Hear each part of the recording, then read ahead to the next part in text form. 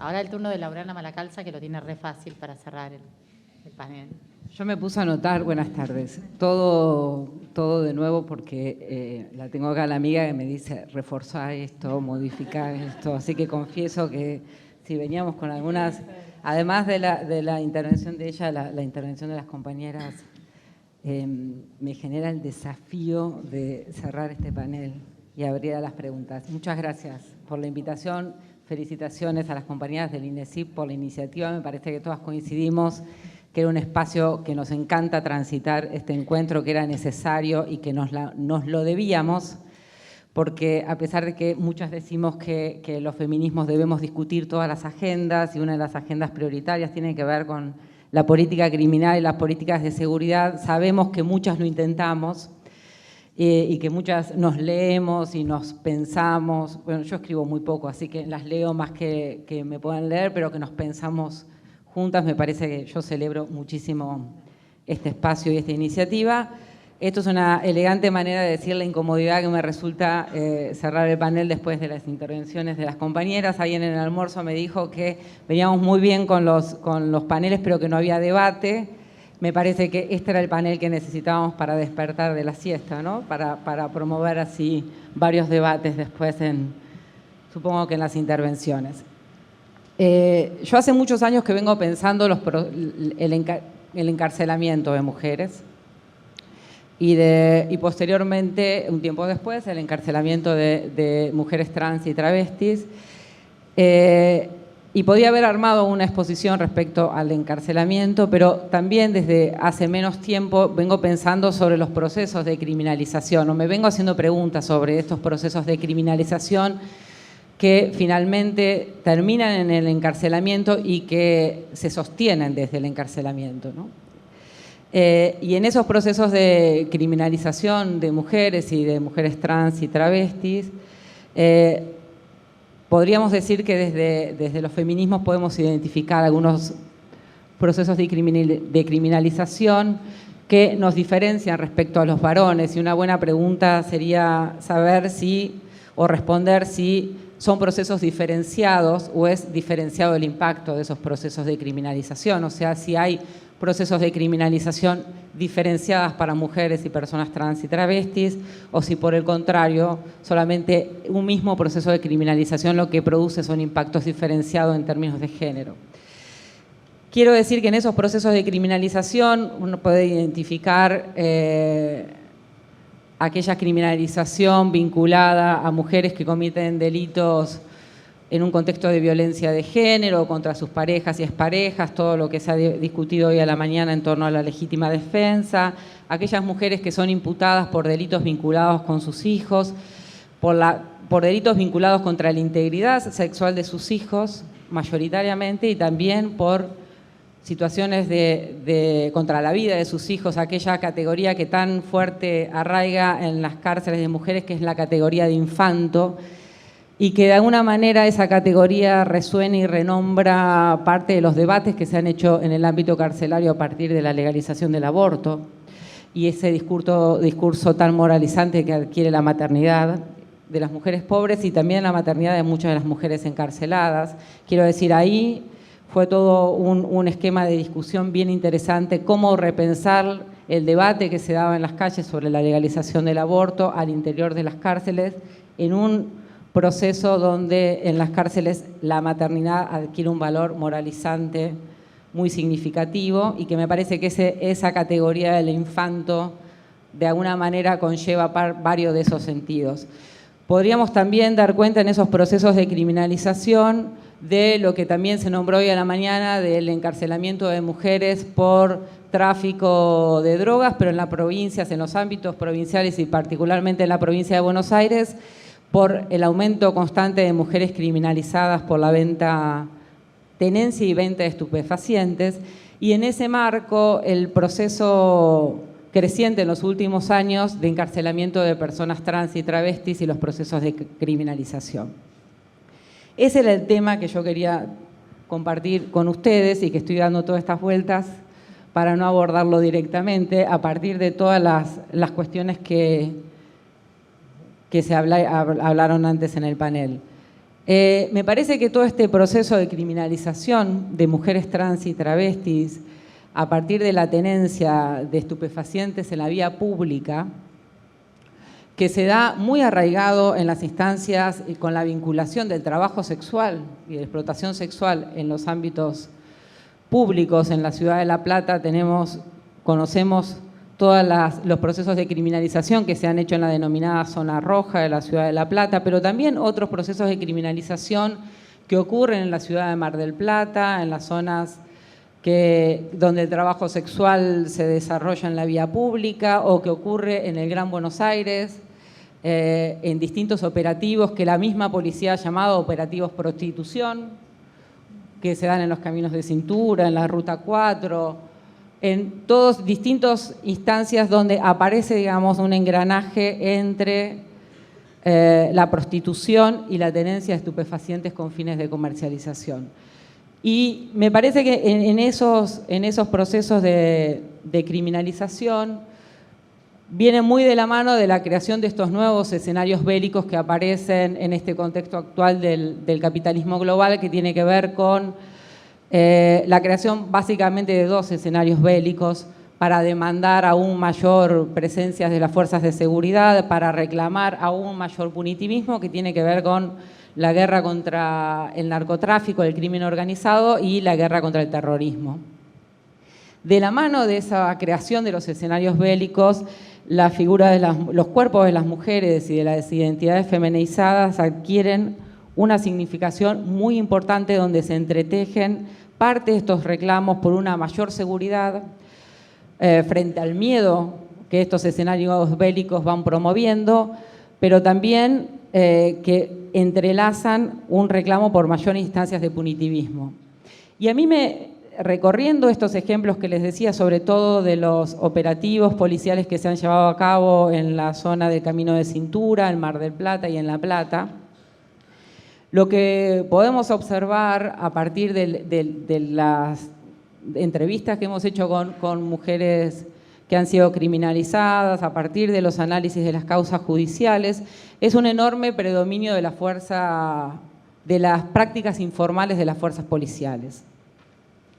Estas prácticas informales que dan cuenta de estos nuevos escenarios bélicos, o sea, esta nueva guerra autoriza y legitima el accionar de prácticas paraestatales y estatales informales que habilitan un marco de enorme profundización de situaciones de violencia contra las mujeres y contra las mujeres trans y travestis. Y yo acá prefiero hablar de violencia estatal, en lugar de hablar de violencia institucional, porque es todo un debate, pero me parece que cuando la fuerza que tuvo el concepto de violencia institucional en el marco de los organismos de derechos humanos, cuando nombraron aquellas violencias por parte de las fuerzas de seguridad contra sobre todo los pibes, varones, jóvenes en los barrios más pobres a través del uso del gatillo fácil, ese concepto que organizó a los familiares de aquellos pibes, que hizo,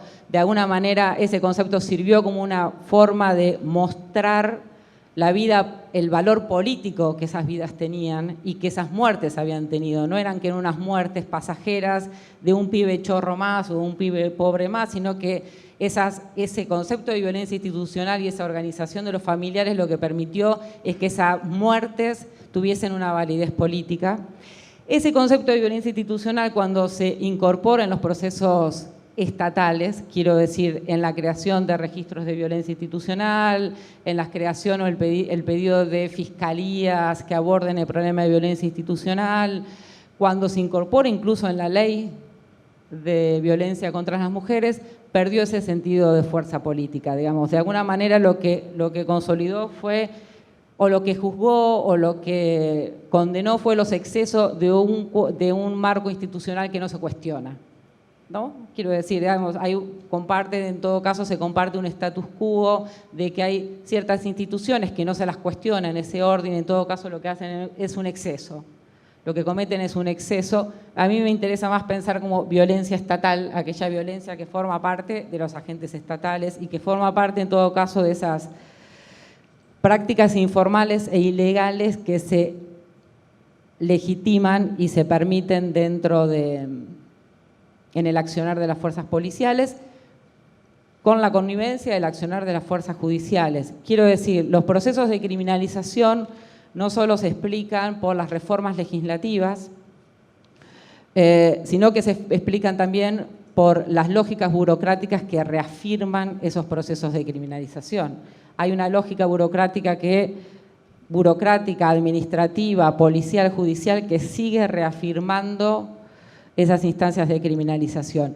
Y en eso, volviendo, porque no era lo que tenía previsto decir, volviendo a la idea central, dentro de esas lógicas y prácticas burocráticas se construyen sentidos y categorías que refuerzan esos procesos de criminalización. Me parece que la categoría de narcotravestis, que es una categoría que ha impregnado los medios de comunicación en la ciudad de La Plata, que ha impregnado los medios de la comunicación en la ciudad de Mar del Plata, ese cambio de juegos que se habla entre zona roja, zona blanca, como espacios en donde están transitados por organizaciones criminales vinculadas a la venta de droga, y ahí las mujeres y las mujeres trans y travestis formarían parte de esos escenarios de criminalización.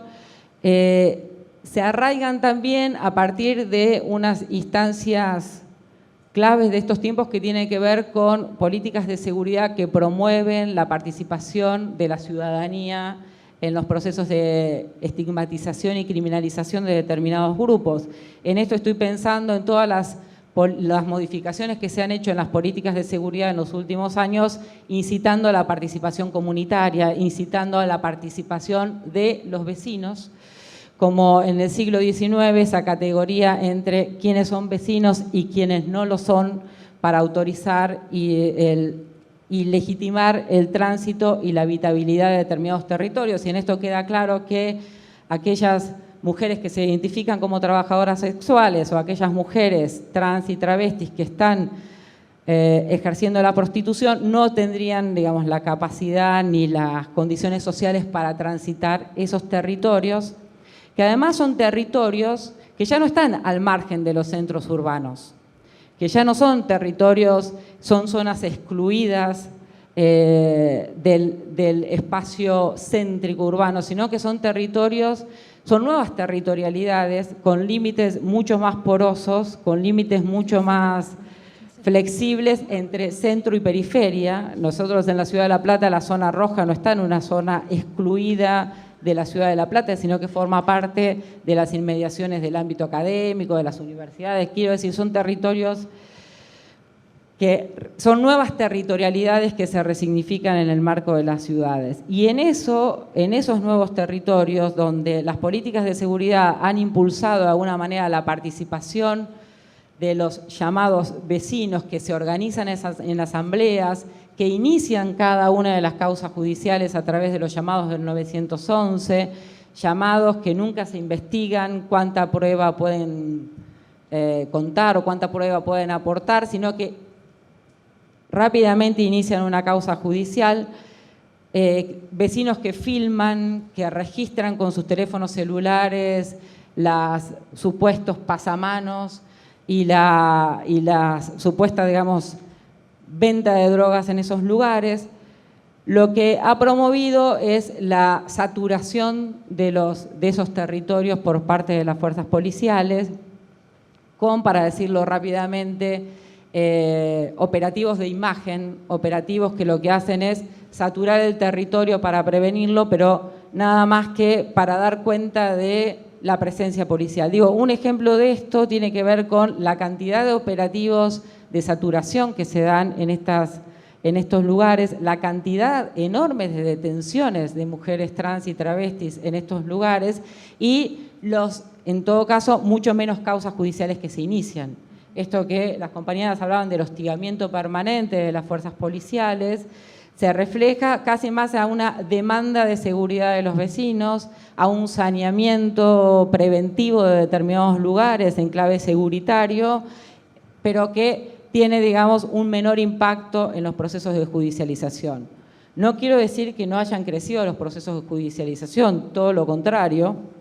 pero mucho menos de la cantidad de personas que se aprenden y se llevan presas por un momento inicial a las comisarías y a las dependencias policiales.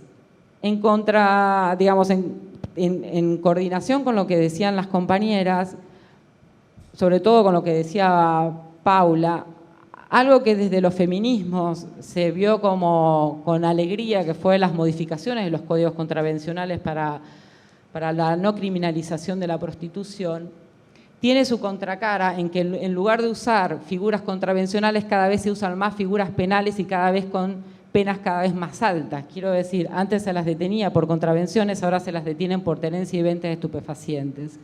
O sea, lo que muchas reclamamos como parte de una conquista que tenía que ver con la no contravención, tiene su contracara en una mayor penalización. Quizás todos conozcamos partes de esas prácticas ilegales e informales que ha desarrollado la policía o que se desarrolla en los momentos de estos operativos de imagen, de estos operativos de saturación de territorio. Y a mí y a nosotros nos ha llamado siempre como una especial atención la enorme significación de la violencia sexual que se da sobre los cuerpos de las mujeres que son aprehendidas. Digamos, las requisas anales, la desnudez forzosa en los operativos policiales forma parte de estas prácticas informales que actúan con el consentimiento y con la filmación de los vecinos. Y que también, digamos, y cuestionando nuestra intervención en muchos de estos casos, cuando estos procedimientos judiciales se los trata de denunciar, que la mayoría de estas requisas y desnudez forzosa lo hacía el personal de seguridad masculino y en la vía pública, la contrarrespuesta que nos dan las fuerzas de seguridad es que ahora los operativos que se hacen en la vía pública y las requisas y la desnudez forzosa se hacen con la presencia de biombos y con la presencia de personal trans que forma parte de las fuerzas de seguridad. Digo, en esto que desde los feminismos veníamos cada vez reclamando y seguimos reclamando, que tiene que ver con la presencia y la participación de las personas trans en los ámbitos laborales, con la denuncia sobre el personal masculino en la requisa de los cuerpos de las mujeres, la contrarrespuesta que nos da el Estado a partir de sus estrategias es: ahora las requisas no las hacen los varones, las hacen las mujeres trans que forman parte de las fuerzas de seguridad, y en lugar de hacerla en la vía pública sin que nadie los vea, en los móviles policiales hay tipo biombos para que puedan hacer ese tipo de requisas. Digo, en todo este engranaje de cuestiones que traté de articular,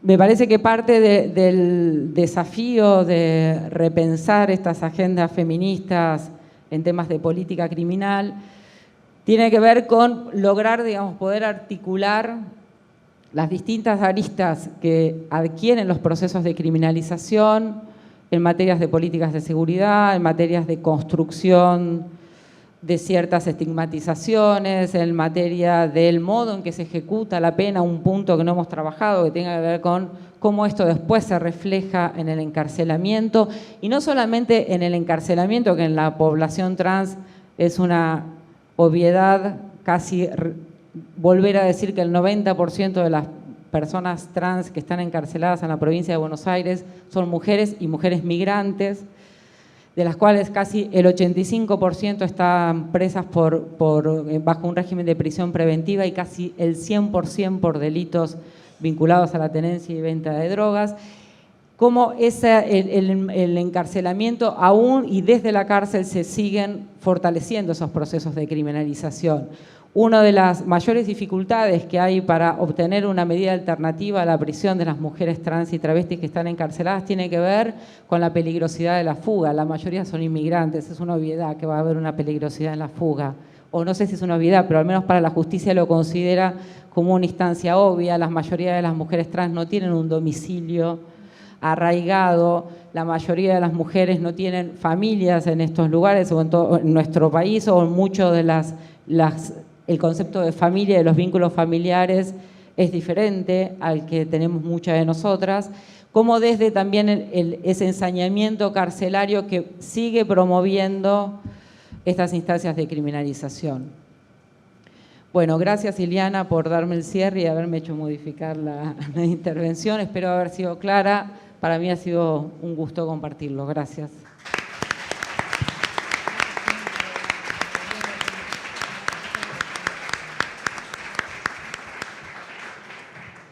Tenemos un ratito, como es el tiempo tirano, ya sabemos. Para preguntas o intervenciones.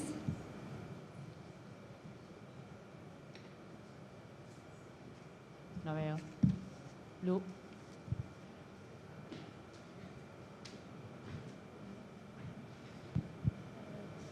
Bueno, arranco con una pregunta más que una pregunta, un comentario para Paula y ver qué pensaba ella pensando en esta asociación entre, bueno, las violencias institucionales también con las agendas académicas, sobre todo en la Facultad de Derecho. Últimamente, o algo que seguramente vamos a seguir discutiendo mucho más tiempo, de los nuevos planes de estudios, las perspectivas de género en las materias, la incorporación de protocolos para las violencias, digamos que pareciera que ese es el camino o las formas que está tomando muchas veces la discusión o la incorporación de estas preocupaciones en las agendas académicas. Hace poco también con las compañeras de INESIP pensábamos en cómo hacer frente a estos desarrollos más eruditos de derecho procesal, por ejemplo, una crítica feminista. Entonces, tomando esto en cuenta, la pregunta o el disparador sería, ¿es posible pensar una crítica feminista con estas formas dadas, digamos, o cuáles tendrían que ser los horizontes a partir de los cuales podamos movernos en direcciones que digamos, sobre las que no tengamos que volver sobre nuestros pasos más adelante, como esta cuestión de o los protocolos o la perspectiva de género en estas materias y demás?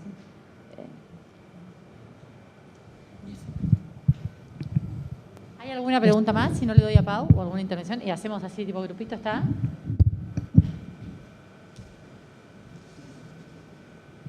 Hola, buenas tardes. Mi duda también es para Paula. Me parece muy interesante. Me parece muy interesante la invitación que nos hace también a hacer una crítica y tratar de ver la forma de articular desde la dogmática penal. Al menos en Chile, lo que sucede es que el derecho penal es muy club de Toby también. Entonces, es como un club de Toby, que se le llama, muy club de chicos, en los cuales es muy asociado a las feministas que se empiezan a dedicar al derecho penal, por lo general van evolucionando, se van dedicando a después derecho humano, derecho penal internacional, y se van apartando un poco de la lógica del derecho penal.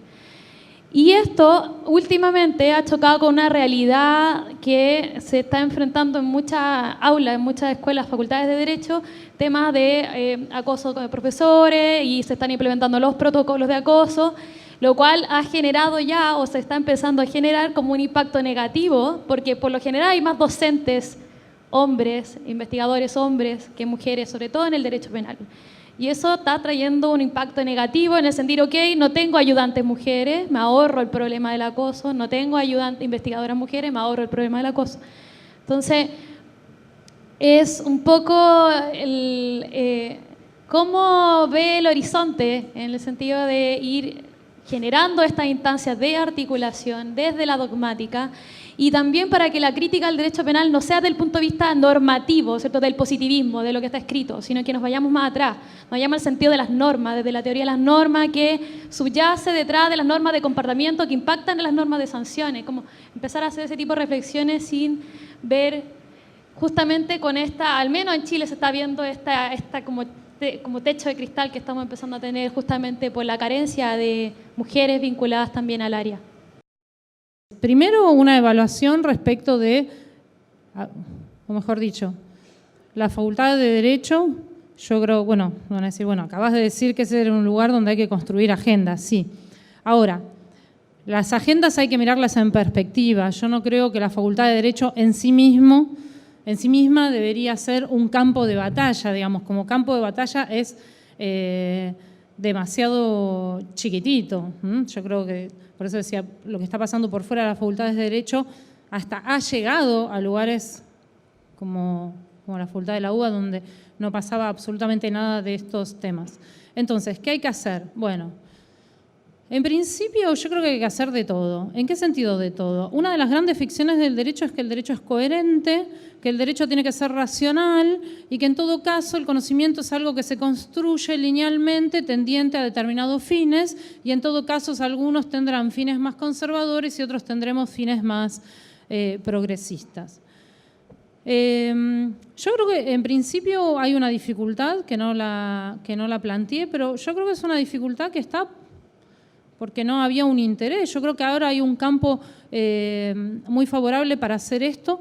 En principio, así como, y voy a poner el ejemplo del derecho penal porque presupongo que la mayoría hace derecho penal, así como hay grandes batallas, ¿sí?, en la dogmática sobre si el finalismo o el causalismo, o si la ponderación de la prueba, o si la prueba tasada, y estoy diciendo tecnicismos, perdón a quienes no sean del ámbito del derecho, pero así como hay grandes batallas sobre eso que en el fondo esos tratados de 5 volúmenes se podrían reducir a un párrafo, ¿sí?, hay que invertir y plantear que desde la militancia feminista, desde el activismo feminista, hemos producido, y no en los últimos años, en los últimos 200 años, pero sobre todo en los últimos 50, grandes teorías que hemos tirado nosotras mismas abajo, ¿sí? Y podríamos decir literalmente hasta nos bajamos los dientes entre nosotras por esas teorías, ¿sí? Y yo creo que no hay que tenerle miedo a esa diversidad y en todo caso lo que tiene que entrar a la universidad es esa diversidad y ese desorden, ¿sí? Y sí, que podamos también asumir que las cuestiones de género no son debates fáciles porque atañen a la vida concreta de las personas y que yo creo que una de las cosas que no hay que hacer, y lo veo que lo hacen muchas compañeras, sobre todo las que trabajan en derechos humanos, y yo discutiría si hay una evolución entre ser penalista y dedicarse al derecho internacional de los derechos humanos, que no es lo mismo que no estar a favor de los derechos humanos. Pero, porque esa es parte de la discusión, ¿no? Claro, entonces lo que te va a decir un penalista es, claro, te vas al ámbito del derecho internacional de los derechos humanos porque ahí sacás cualquier recomendación y no importan los estándares, ¿sí? Muchos te discutirían que esa no es una evolución, que ese es el camino fácil. Entonces, yo creo que en principio hay que aceptar la diversidad de teoría y hay que aceptar algo que esto lo voy a decir medio crudamente,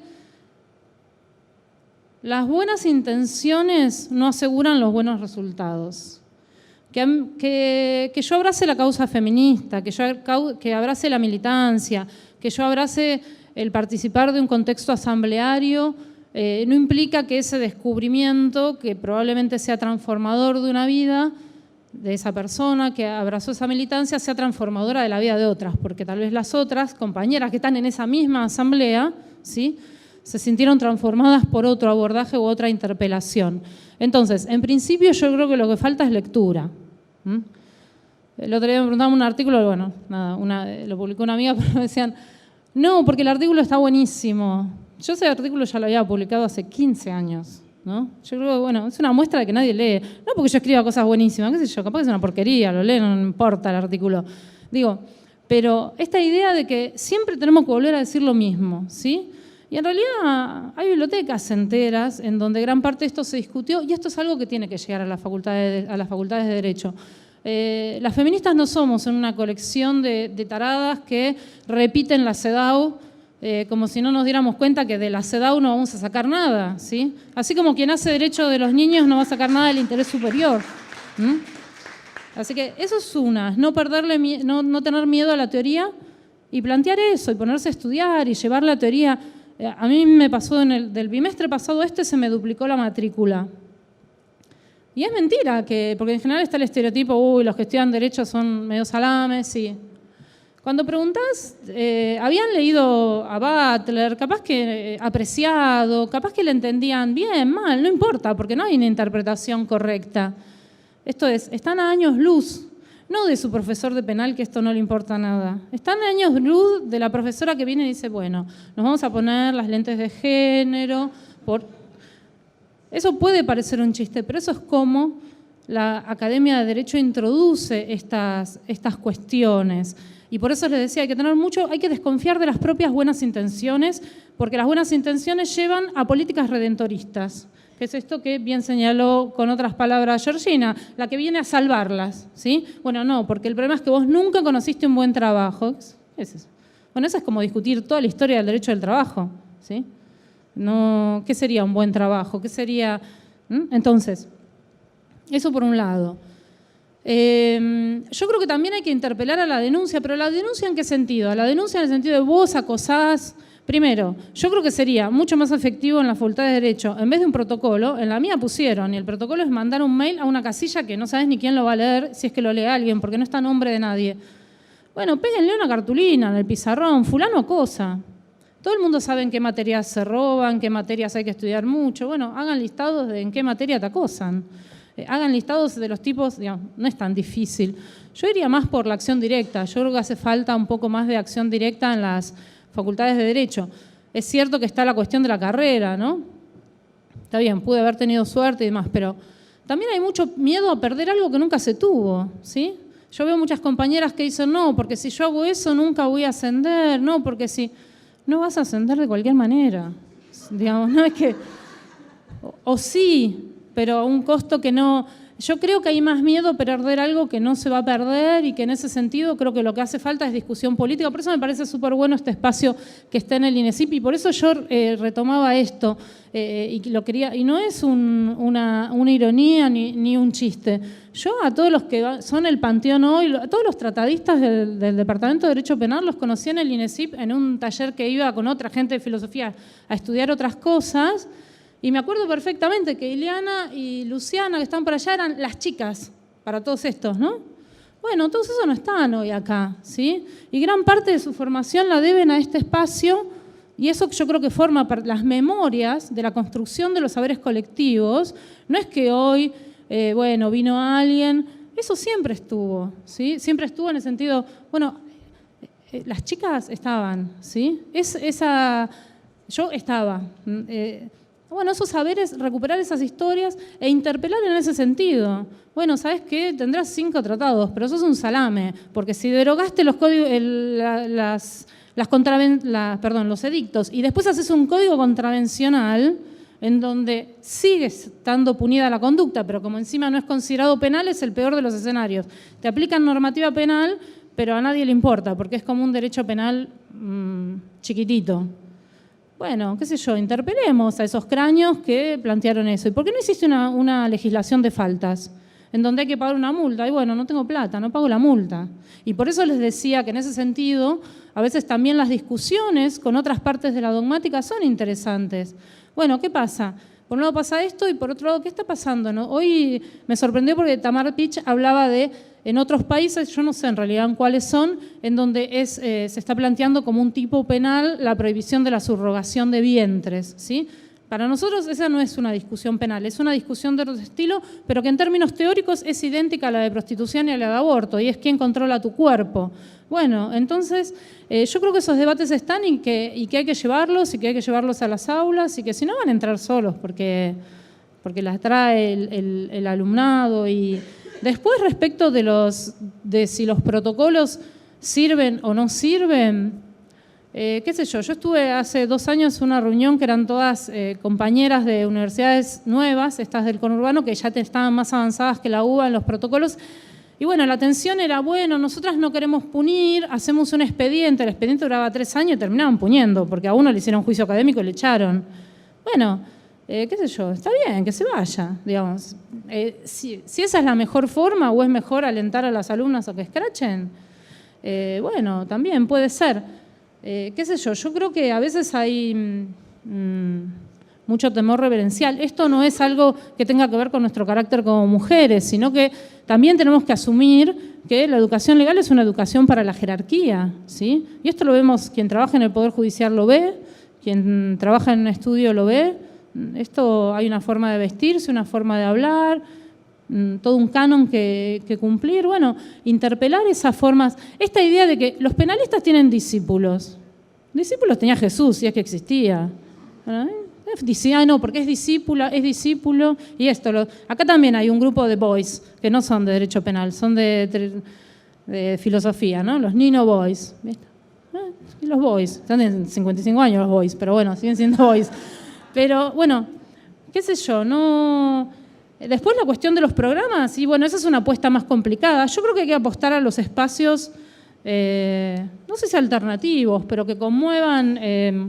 qué sé yo, bueno, no se verá en la Facultad de Derecho, se verá en otro lado, se verá en un centro cultural y si no se verá, qué sé yo creo que hay que disputar los saberes de otra manera. Y cuando decía denuncia no es tanto denunciar, al final vos sos un acosador, sino denunciar esto. Bueno, ¿sabés qué? Vos habrás escrito un tratado sobre la prescripción y la duración del plazo razonable, pero sos un salame, no entendés nada de estos temas.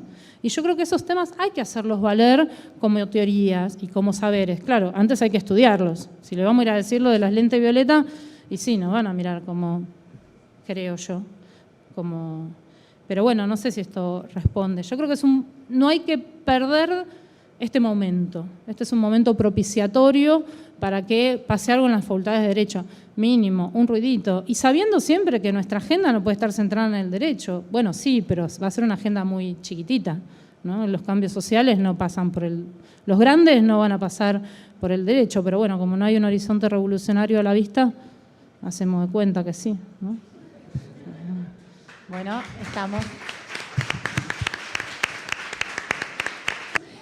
Y quería, bueno, nada, como la tarea es un poco incorporar todo lo que ya se ha discutido de feminismo punitivista, que me parece interesante que se ha desarrollado por parte de los feminismos postcoloniales, decoloniales, ¿no? Algunos conceptos de Estados Unidos como feminismo carcelario, y preguntarle a Georgina qué estrategias han tenido sobre algunas prácticas, por ejemplo, que reproducen, que el nombre de esta retórica salvacionista de rescatar víctimas terminan encarcelando a las encargadas de los lugares donde se ejerce prostitución. Si hay alguna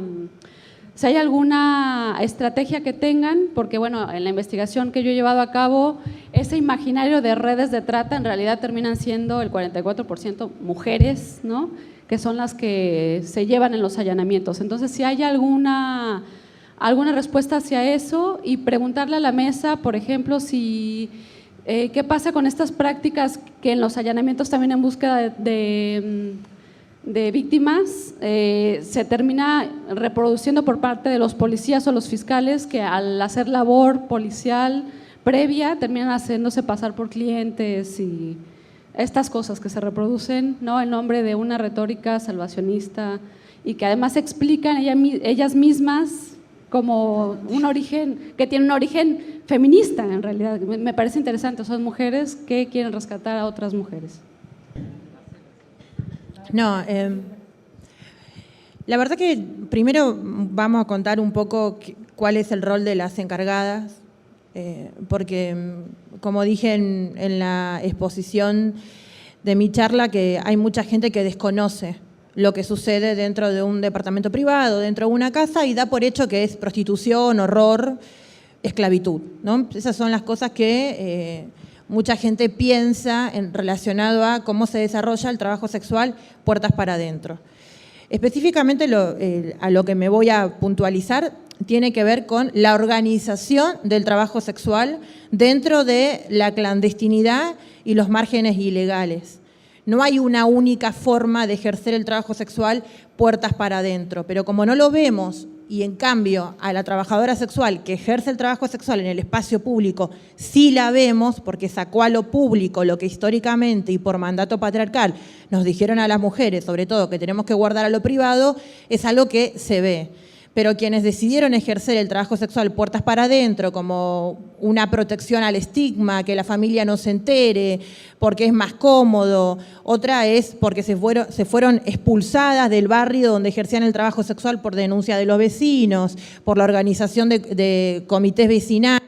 o porque no querían negociar con la policía, han buscado otras alternativas para ejercer el trabajo sexual y se dio una polarización de muchas compañeras que decidieron que de la mejor manera que podían desarrollar el trabajo sexual sin tanta persecución, estigma o discriminación era organizarse y alquilar un departamento para trabajar de manera agrupada.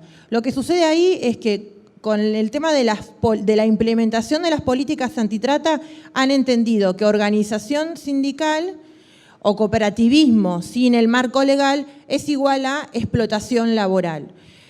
No es que en esos lugares hay autonomía total, porque primero quienes llevan a alquilar el lugar nunca lo alquilan al propietario o a la inmobiliaria. Siempre hay un intermediario que puede ser un hombre o una mujer que se abusa de la clandestinidad de nuestro trabajo y como nosotras no tenemos recibo de sueldo, que nos alquila al valor de 3 o 4 veces más. Esa ya para nosotras es una pérdida de nuestra autonomía, porque ahí aparece la primera explotación, tener que pagar el valor de 3 veces más un alquiler por ejercer el trabajo sexual o por ser trabajadoras sexuales.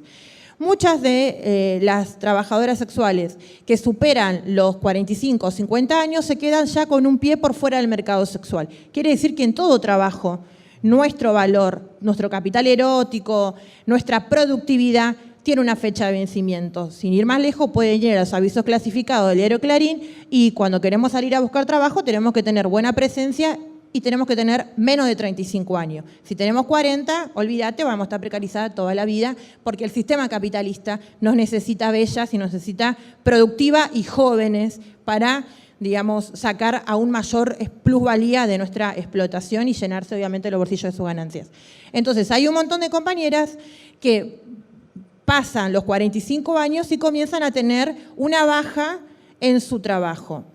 Las otras compañeras que ejercen el trabajo sexual con ellas en los mismos establecimientos, intentan ser solidarias al ver que esa compañera no trabaja lo mismo que antes, pero tiene que seguir pagando el alquiler, que tiene que seguir manteniendo a sus hijos, en algunos casos hasta sus nietos, lo que hacen es contratarla como la recepcionista del lugar. Y le pagan un salario que oscila en este momento entre los 9.000 y 12.000 pesos. Quiere decir que esa compañera gana, siendo la encargada de un departamento privado, mucho más de lo que ganaría como empleada doméstica, por ejemplo. Entonces, frente a las pocas opciones laborales que tienen por haber nacido mujer o en un cuerpo femenino y pertenecer a los sectores populares, aún teniendo 45 años, quedarse dentro del mercado sexual sigue siendo una mejor opción a las otras opciones precarizadas que tiene a su alcance. Esa compañera que tiene mayor de 45 años, que es la encargada, cobra un salario y su rol es abrir la puerta, limpiar el lugar, controlar que el cliente, si fue a pagar 15 minutos, cumpla los 15 minutos y si no, vaya y toque la puerta y le diga que el turno se terminó. Llevar las sábanas al lavadero, pagarle a los volanteros el servicio por los volantes en la vía pública o pagar a las páginas web si es que las compañeras publicitan de esa manera. Sigue siendo pobre y sigue siendo trabajadora sexual que encontró, por la solidaridad de esas compañeras, otra forma de ingresos. ¿Qué sucede en el allanamiento? Cuando viene el allanamiento, a la encargada se la llevan presa y le abren una causa porque la justicia entiende que ella es la que explota al resto y que ella es la proxeneta de las demás. Y ese es el número que dijimos que dentro del RAI, del delito de trata con fines de explotación sexual, se da que es el más alto de mujeres. Mujeres mayores de 45 años que cumplen ese rol. En algunos casos, sobreexcedido de hostigamiento, tuvimos a compañeras que tuvieron la mala suerte de un allanamiento abrir la puerta. Entonces la justicia y la policía entendió porque vos abriste la puerta, sos la dueña del lugar, explotás al resto.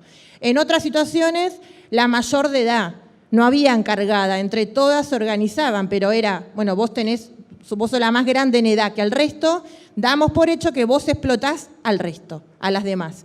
Entonces, eso fue lo que nosotras intentamos en su momento llevar a discusión en algunos espacios feministas, pero nos cuesta un montón porque siempre se queda centrada la discusión sobre si el trabajo sexual puede ser considerado un trabajo o no.